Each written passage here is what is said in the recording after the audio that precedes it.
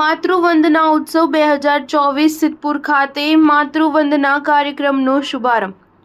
Cabinet મંત્રી શ્રી બળવંતસિંહ રાજપૂત અને one અને પ્રવાસન મંત્રી શ્રી મુળુભાઈ બેરાની ગૌરવમય ઉપસ્થિતિ. સુપ્રસિદ્ધ ગાયિકા ફરીદા મીરના સૂરમાં રંગાયું સિદ્ધપુર.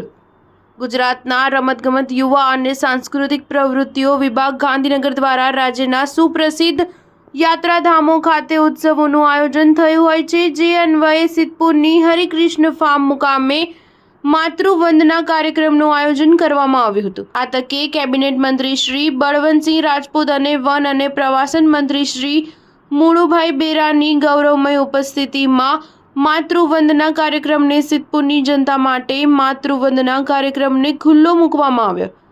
2 દિવસીય કાર્યક્રમમાં પ્રથમ દિવસે સુપ્રસિદ્ધ ગાયિકા શ્રી ફરીદા મીર અને દ્વિતીય દિવસે સુપ્રસિદ્ધ ગાયિકા શ્રી કિંજલ દવે સિદ્ધપુરની જનતાને સંગીતની તરબોળ કરશે. આ પ્રસંગે કેબિનેટ મંત્રી શ્રી બળવંતસિંહ રાજપૂતે જણાવ્યું હતું કે માતૃતર્પણ માટે ભારતમાંથી શ્રદ્ધાળુઓ સિદ્ધપુરમાં આવે છે. આ સિદ્ધપુરમાં ભગવાન વિષ્ણુના હર્ષાશ્રુના બિંદુમાંથી નિર્માણ થયેલ છે.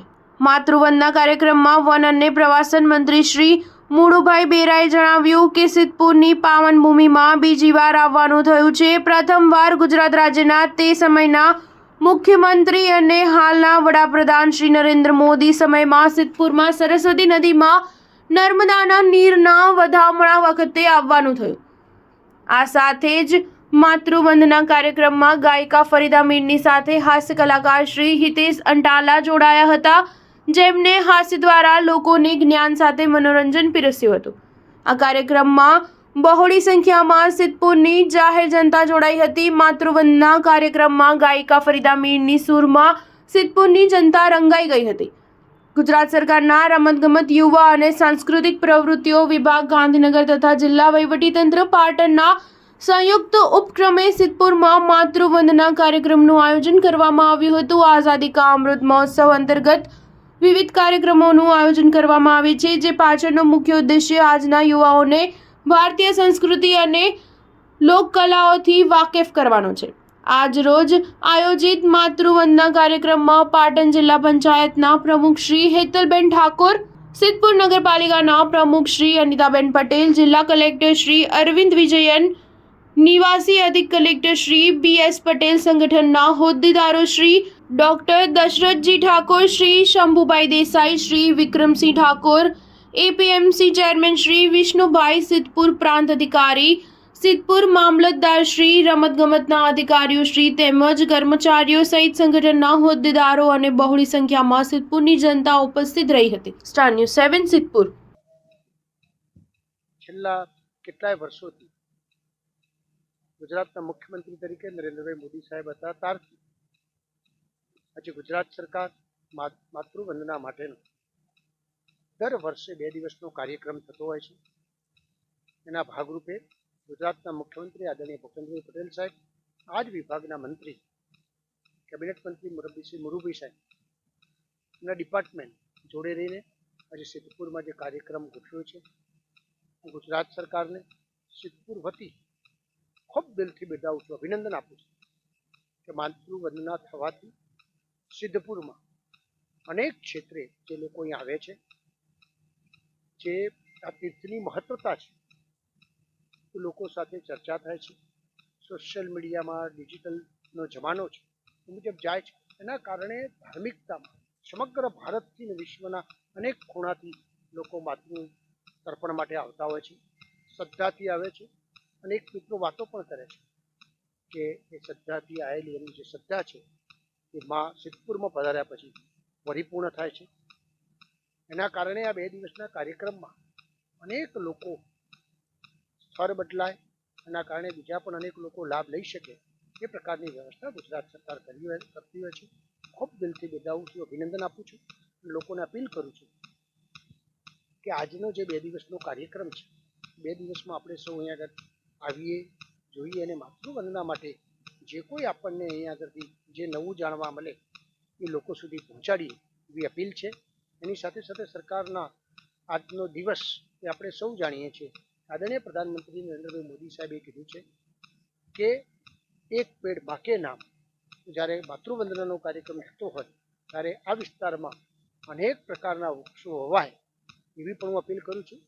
અને એ જ બાબતમાં આદરણીય મુરુભાઈએ આજે એમ કીધું છે કે સરસ્વતીના બંને કાંઠે સરસ પર્યાવરણ અને વનનીય પ્રવૃત્તિ જ્યારે થવાની છે ત્યારે એમનો આભાર મારી વાત પૂરી કરું. આજે સિદ્ધપુરમાં દર વર્ષની જેમ જિલ્લા વહીવટીતંત્ર અને રમતગમત અને યુવા સાંસ્કૃતિક વિભાગ રાજ્ય સરકાર બંને આયોજિત જે રીતે વર્ષોથી કાર્યક્રમ માતૃવંદનાનો થાય છે એ જ રીતે આજે ખૂબ સરસ કાર્યક્રમનું આયોજન કરવામાં આવ્યું છે. અહીંયા આપણે સૌ જાણીએ છીએ કે આપણા દેશમાં એકમાત્ર માતૃતર્પણ માટેનું આપણું આ સિદ્ધપુર બિંદુ સરોવર અને મા સરસ્વતી નદી અહીં છે. એના કારણે અનેક શ્રદ્ધાળુ ખાસ કરીને કારતક, ચૈતર અને ભાદરવો મહિનો જ્યારે પિતૃનો મહિના હોય ત્યારે ખૂબ લોકો અહીંયા આવતા હોય છે. અમારી યાત્રાધામ વિભાગથી ત્યાં બિંદુ સરોવરની આજુબાજુ પણ વિકાસ થયો છે. ત્યાં એનું સ્થળ નિરીક્ષણ કર્યું અને જોયું વિકાસ ખૂબ સરસ રીતે એની સ્વચ્છતા અને બાકીની બાબતોમાં જોઈ અને ખૂબ આનંદ થયો. આજે માતૃવંદના 2 દિવસનો કાર્યક્રમ છે.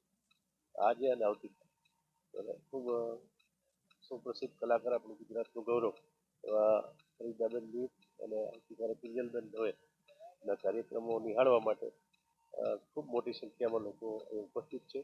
આપણે આપણી સંસ્કૃતિ, આપણા ઐતિહાસિક ધરોહર જે વિરાસત છે એને જાળવવા માટે આ પ્રકારના કાર્યક્રમો જે થાય છે એના કારણે ખૂબ નવી પેઢી જે ખાસ એને પણ આવા જે સ્થળો છે એનું મહત્વની એનો ઇતિહાસની બધાને જાણકારી મળે એના માટે દીર્ઘદ્રષ્ટા આપણા દેશના વડાપ્રધાન નરેન્દ્રભાઈ મોદી સાહેબ ગુજરાતના મુખ્યમંત્રી જ્યારે હતા ત્યારે આ પ્રકારના ઉત્સવો અને ખાસ કરીને દરેક જિલ્લા મહોત્સવો એનું જે સ્થળ છે એનું પણ પ્રમોશન થાય, લોકોને ખબર પડે એટલા માટે આની બધી જાણકારી મળે એટલા માટે પણ આવા બધા જે આપણા ઐતિહાસિક સ્થળો અથવા તો જેનું ખૂબ મહત્વ છે એવા આપણું સિદ્ધપુર અને બિંદુ સરોવર કે જે માતૃતર્પણ માટેનો એના માટે લોકો ખૂબ આવતા હોય છે.